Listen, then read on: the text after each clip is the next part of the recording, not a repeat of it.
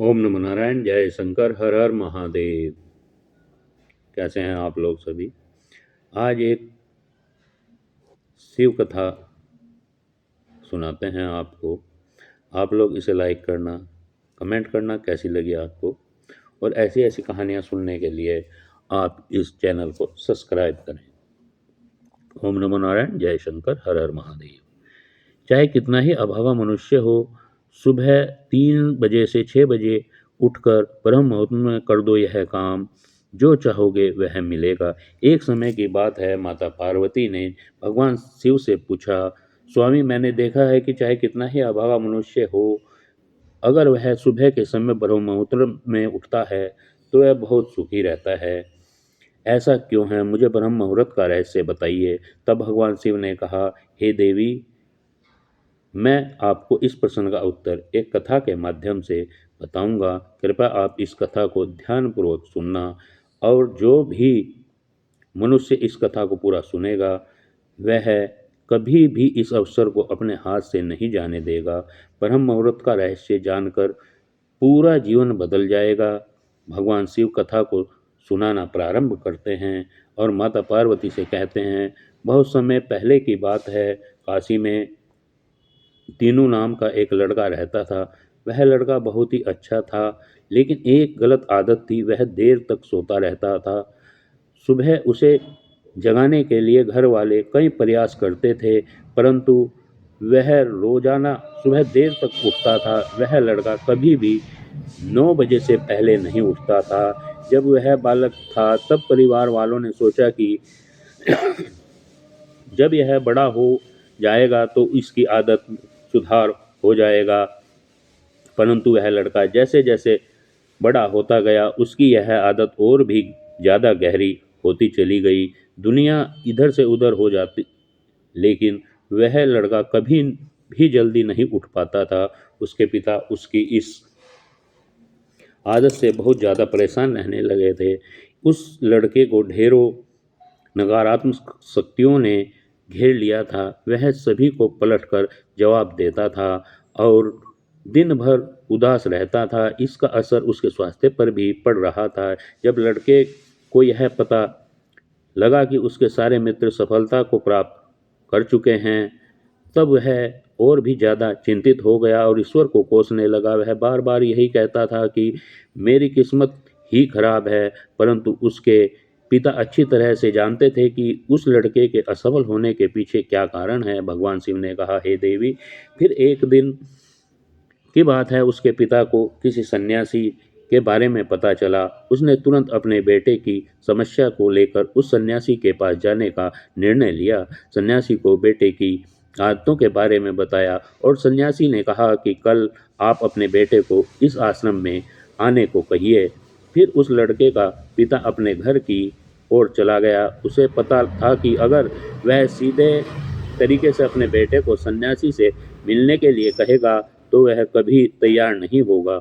उसने अपने बेटे को अपने पास बुलाया और कहा, तुम्हारे सारे मित्र जीवन में सफलता प्राप्त कर चुके हैं, क्या तुम सफल नहीं होना चाहते? लड़के ने उत्तर दिया, जरूर पिताजी, परंतु जब भी मैं अपने मित्रों से उनकी सफलता का रहस्य पूछता हूँ तो वह मुझे कुछ नहीं बताते।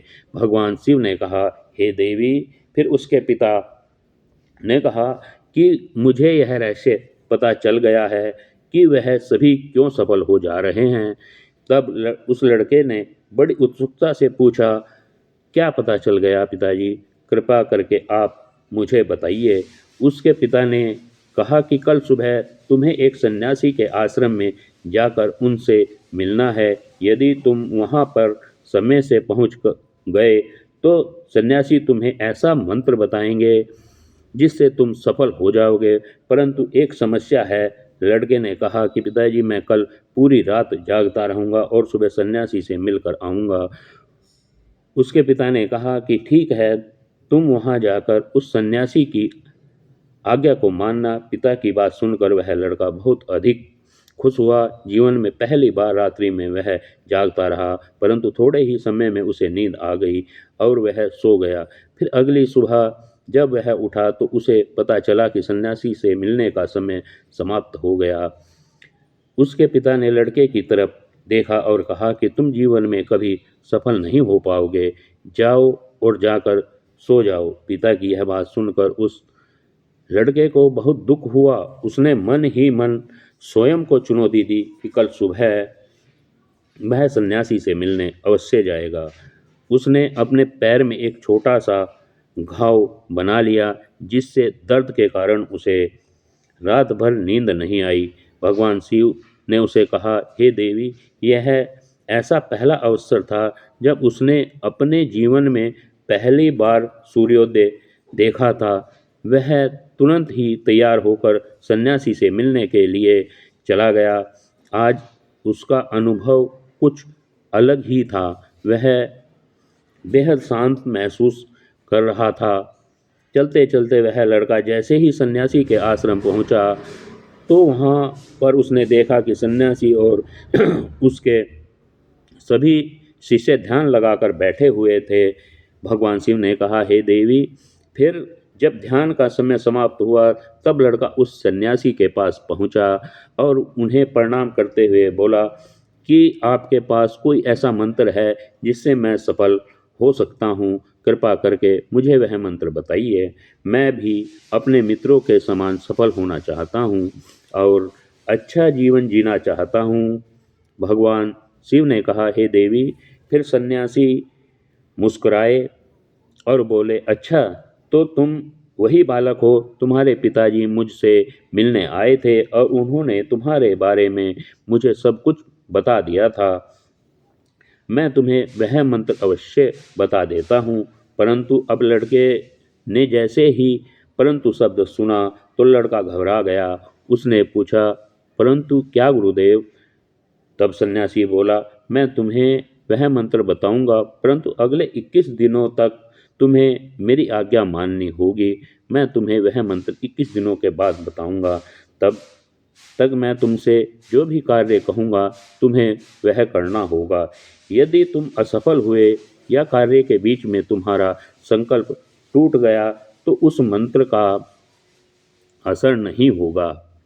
दृढ़ निश्चय के साथ उस लड़के ने कहा कि मुझे आपकी सारी आज्ञा स्वीकार हैं। मैं अगले 21 दिनों के लिए आपका दास हूँ। आप जो भी कहेंगे मैं वही कार्य करूँगा। मुझे केवल और केवल उस मंत्र के बारे में जानना है। भगवान शिव ने कहा, हे देवी। फिर सन्यासी ने उस लड़के से कहा कि ठीक है, कल से तुम्हारा कार्य शुरू होगा। तुम इसी आश्रम में निवास करोगे। वह लड़का आश्रम में निवास करने के लिए तैयार हो गया। सन्यासी ने कहा कि यहाँ रहते हुए तुम्हारे ब्रह्म मुहूर्त में उठना होगा और दूसरे शिष्यों की तरह ध्यान और जप करना होगा। साथ ही आश्रम के कार्यों में भी सहायता करनी होगी। ध्यान रहे, यह संकल्प टूटना नहीं चाहिए। भगवान शिव ने कहा, हे देवी। अब लड़का सन्यासी की बात से सहमत हो गया और अगले दिन से उसके कार्य के दिन की शुरुआत थी। इस बार उसने दृढ़ निश्चय किया, परंतु 1 सप्ताह बीतने के पश्चात ही उसका संकल्प टूट गया और वह 8वें दिन देर तक सोता रहा। जब वह नींद से जागा तो उसने कहा कि मुझसे कितनी बड़ी भूल हो गई। वह रोते हुए सन्यासी के पास पहुंचा और कहने लगा कि हे गुरुदेव, मेरा संकल्प टूट गया। अब मैं जीवन में कभी सफल नहीं हो पाऊंगा। सन्यासी ने उसे समझाते हुए कहा कि एक बार फिर से शुरुआत करो, फिर से संकल्प करो। फिर लड़के ने सन्यासी से पूछा कि सुबह उठना इतना आवश्यक क्यों होता है और यहाँ पर सभी लोग इतनी जल्दी क्यों उठ जाते हैं? भगवान शिव ने कहा, हे देवी। तब सन्यासी ने लड़के को समझाते हुए कहा, सुबह यानी ब्रह्म मुहूर्त में उठने के पीछे बहुत बड़ा विज्ञान छुपा है। लड़के ने कहा कि कृपया मुझे वह विज्ञान बताने की कृपा करें। सन्यासी ने कहा कि रात्रि को 4 पहर में बांटा गया है। पहला रुद्र काल, जिसका समय 6 बजे से 9 बजे तक होता है। दूसरा राक्षस काल, जिसका रात्रि 9 बजे से 12 बजे तक होता है। तीसरा गंधर्व काल, जिसका समय रात्रि 12 से 3 बजे तक होता है, और सबसे अंत में जो पहर आता है उसे मनोहर काल कहते हैं। इस समय को ब्रह्म मुहूर्त या अमृत बेला के नाम से भी जाना जाता है। इसका समय भोर 3 बजे से सुबह 6 बजे तक होता है।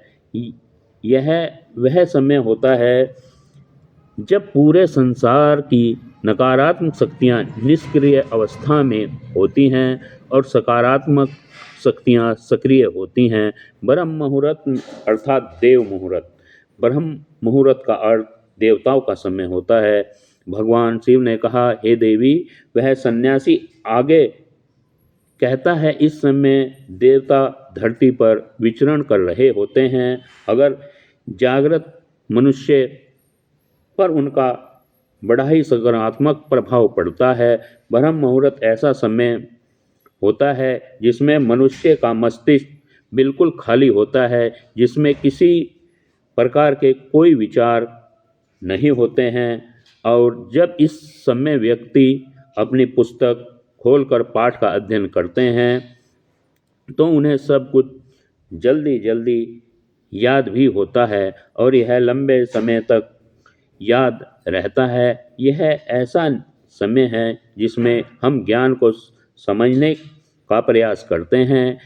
इस कारण आश्रम के सभी शिष्य और संसार में बहुत से ज्ञानी लोग ब्रह्म मुहूर्त में ही उठ जाते हैं। प्राचीन काल में रोशनी का कोई स्रोत न होने के कारण लोग अपने दिन का समापन सूर्यास्त के साथ और आरंभ सूर्योदय के साथ करते थे। यह एक तरीका है जिससे मानव जीवन प्रकृति के साथ तालमेल बनाकर चलता है।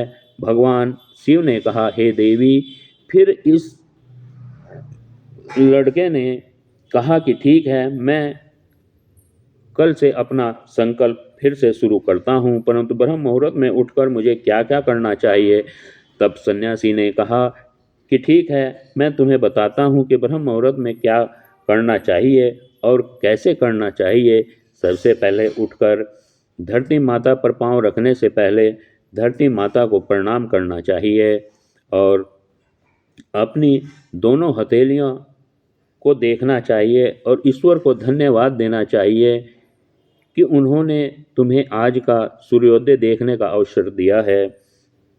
इसके बाद नित्य कर्म और स्नान करने से शरीर की ही नहीं बल्कि मन की शुद्धता भी बढ़ती है। स्नान करने के पश्चात ध्यान की प्रक्रिया होती है।